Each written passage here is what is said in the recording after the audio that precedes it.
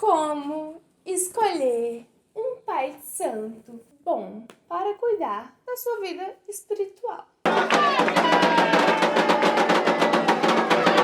Olá, pessoas, tudo bom? Há quanto tempo, não é mesmo? Isso é uma coisa que o povo me pergunta o tempo inteiro. Tipo, real, o tempo inteiro. Gisele, como eu sei que eu vou conhecer um pai de santo bom, que aquele pai de santo realmente sabe o que tá fazendo, se ele realmente é de confiança?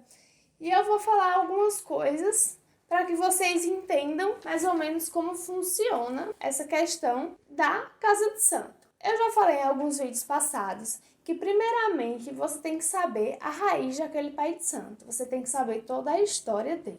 Por onde ele passou, se ele está na mesma casa que ele foi iniciado até hoje, se ele mudou de pai de santo, qual o axé que é a casa dele, que casa matriz a casa dele está representando.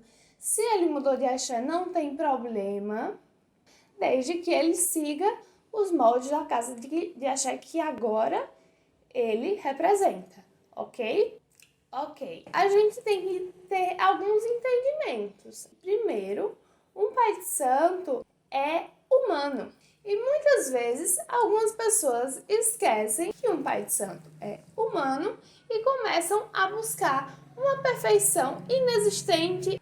Eu sinto muito dizer, mas ninguém nunca vai encontrar. Ele é um zelador, ele é um sacerdote, ele é uma pessoa que vai ajudar você a caminhar, a trilhar dentro da sua religião. Ele vai errar e isso é extremamente normal. Não é por uma coisa errada que um pai de santo faz, às vezes até na própria vida pessoal dele, às vezes não tem nada a ver com a questão religiosa, as pessoas começam a julgar ele como se ele fosse um pai de santo ruim. Às vezes, até a própria comunidade. Eu escolhi o meu pai de santo porque eu percebi que as ideias dele batiam muito com as minhas ideias e que, inclusive, essas ideias eram muito diferentes das ideias de outros pais de santo. Coisas mínimas, coisas que parecem bobas, mas que fizeram muita diferença. Um exemplo disso é a questão da doação de órgãos, que no candomblé é um tabu, mas eu vou deixar isso para outro vídeo. Quando eu vi ele falando sobre isso, eu me identifiquei de primeira. E não é uma identificação pessoal, é uma identificação moral, uma identificação de ideias e uma identificação de projeto, uma identificação de várias coisas. Não é porque você se identifica com o pai de santo, ele é legal, vamos ser amigos. Não, não é esse tipo de identificação. É uma identificação que vai muito mais além do que isso. Então eu sabia que eu poderia com ele debater, aprender e quem sabe até ensinar algumas coisas a ele. Porque ninguém sabe de tudo. A partir do momento que você acha que sabe de tudo, está declarando que você não sabe de nada. Eu escolhi o meu sacerdote porque ele se permite aprender além de ensinar. E por vários outros motivos. Porque ele é uma pessoa incrível, porque eu enxergo o quanto ele se dedica dentro da casa de santo. Eu enxergo o quanto ele se dedicou a mim inúmeras vezes que eu precisei dele. Ele já fez coisas, digamos, que me decepcionaram. Lógico que ele já fez. Por quê? Porque, voltando, como eu falei, ele é um ser humano. E todo mundo tem alguns defeitinhos. Todo mundo vai decepcionar a gente de alguma maneira. Mas por que existem muitas pessoas que se decepcionam? Assim como eu me decepcionei com meu pai de santo em alguns momentos. Porque existem expectativas. Essas expectativas são exatamente de colocar uma pessoa onde ela não pertence. Então a gente coloca, muitas vezes, o sacerdote tão acima, como se ele fosse tão inalcançável, como se ele fosse o próprio orixá, que a gente esquece que ele tem as falhas humanas dele, que ele tem a vida pessoal dele. Isso é natural, mas isso é uma coisa que precisa ser trabalhada por todo mundo. Porque senão a gente vai estar sempre se decepcionando com os sacerdotes. E aí não vai adiantar mudar de casa, porque vai ser sempre a mesma coisa. A gente vai colocar expectativas, essas expectativas não serão cumpridas porque elas são expectativas inalcançáveis e a gente vai se frustrar o tempo inteiro. Eu vou dizer uma coisa pra vocês, gente. Religião não salva ninguém de depressão. Ela ajuda, ela sustenta, mas ela não salva, ela não cura ninguém. E às vezes, esses sacerdotes, eles são tão julgados por causa dessas expectativas, eles podem começar a entrar em graus de depressão que a comunidade não enxerga, e isso é muito perigoso. Hoje em dia, a depressão mata mais do que o coronavírus, e o coronavírus está sendo a questão mais falada. Só que a depressão só é lembrada no Setembro Amarelo, e quando algum famoso se mata. Quando é uma pessoa próxima a gente, isso é ignorado. E eu falei da questão da depressão no geral. Às vezes, eles podem estar em situações complicadas na vida deles, em momentos de transição, em momentos de dificuldade. E eles podem estar entrando ou num pequeno grau de depressão que ainda é imperceptível. Ela age em cada pessoa de uma forma. Tem gente que fica deitado na cama o dia inteiro, sem fazer nada.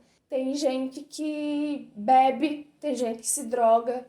Tem gente que simplesmente você não vai saber. Eu tenho várias pessoas que passaram na minha vida que se suicidaram, que eu nunca imaginei que elas tivessem depressão. E olha que eu tenho depressão. E para quem tem depressão, é muito mais fácil identificar uma pessoa que tem também. Só que, como eu falei, a depressão age de diversas maneiras. Além de tudo isso que eu falei, não é só uma questão de o sacerdote tem que cuidar de você. Não. Você também tem o dever de cuidar do seu sacerdote. Eu não me arrependo um segundo do sacerdote que eu escolhi. Ele é exatamente a pessoa com as ideias que eu imaginava que ele fosse ter no futuro, por causa de uma ideia que ele me conquistou. E eu sabia que futuramente ele me conquistaria com várias outras. Eu me identifico completamente com ele. Eu me acho extremamente parecida com ele em algumas situações. E até ele já falou que se acha parecido comigo. Então a gente tem, de certa forma, algumas semelhanças que ajudam que a gente se entenda. Ele nunca me julga quando eu surto, sabe? Ele nunca me fala, você é filha de Iemanjá, você não pode surtar. Você é filha da dona do equilíbrio dos Oris. Ele nunca falou isso. Assim como eu não posso julgar ele e dizer você é filho de Oxóssi, dono do direcionamento, você tem que saber exatamente o que fazer agora. Não, porque ele é um ser humano. Mas eu posso dizer que Iemanjá me colocou exatamente no lugar onde eu deveria estar, exatamente com o zelador que eu deveria estar. E que eu defendo ele com unhas e dentes. Eu acho que eu sou capaz de agredir uma pessoa se ela for falar algo do meu pai de santo, principalmente se forem coisas mentirosas. É esse tipo de relação que vocês devem imaginar que deve existir, pelo menos na minha visão, com um pai de santo, com um sacerdote. Esse tipo de relação que existe o ser humano, existe o sacerdote, que eles são pessoas diferentes e que você precisa separar. O meu pai de santo é o Babá Diego de Odé. Ele, na vida pessoal dele, é o Diego Carvalho. Ele expõe o Diego Carvalho para mim se ele quiser. Se ele não quiser, ele não vai expor. Ele só vai expor o Babá Diego de Odé. E eu não posso exigir que ele exponha para mim o Diego Carvalho, porque é uma opção dele. Meu pai de santo, ele nunca me negou uma ajuda. Às vezes, eu achava que ele estava me negando ajudas, mas eu entendi que muitas vezes ele estava me ajudando quando eu pensava que ele estava me negando ajuda. Existia uma situação que eu entrei num surto desnecessário e eu fui falar com ele, pai, faz alguma coisa, sei lá, um ebó, faz alguma coisa por mim. Ele falou, Gisele, e a reza. E eu fiquei, desculpa a palavra, tão com isso, eu fiquei, ele tá de brincadeira, eu não acredito que eu fiz santo pra isso. Só que, imagine, se cada vez que você surtar ou que você tiver um problema pessoal, você for procurar o Pai de Santo para resolver coisas que muitas vezes ele não pode resolver, você vai criar primeiro uma muleta e você, segundo, nunca vai conseguir andar sozinho. Então, a partir do momento que seu Pai de Santo sempre segura na sua mão e não te deixa aprender a andar sozinho, ele vai estar criando um mau Iaô, então ele vai estar criando um futuro mau Ebome. Porque ele vai estar criando uma pessoa que nunca vai conseguir fazer nada sozinho. Então isso é uma das coisas que eu mais agradeço hoje em dia ao meu pai de santo de ter feito. De ter me preparado para conseguir fazer coisas sozinha. Imagina se cada surto que uma pessoa der, ela receber um bori, ela vai viver o resto da vida dela tendo que fazer bori para ficar bem. Se cada vez que uma pessoa precisar resolver um problema dela, ela for abrir um jogo, ela vai ser sempre dependente de um jogo para resolver o problema dela. Toda vez que ficar doente ou se sentir mal, for tirar um ebó, ela vai ser para sempre dependente de um ebó, porque o ori dela vai acreditar que só aquilo vai resolver. E não é só assim que a gente resolve as coisas. Porque a gente sabe que todo mundo tem suas sombras, todo mundo tem seus problemas. Além de eu não ter me arrependido do pai de santo que eu escolhi, eu ainda agradeço a Iemanjá cada dia por você, Babá Diego, estar presente na minha vida.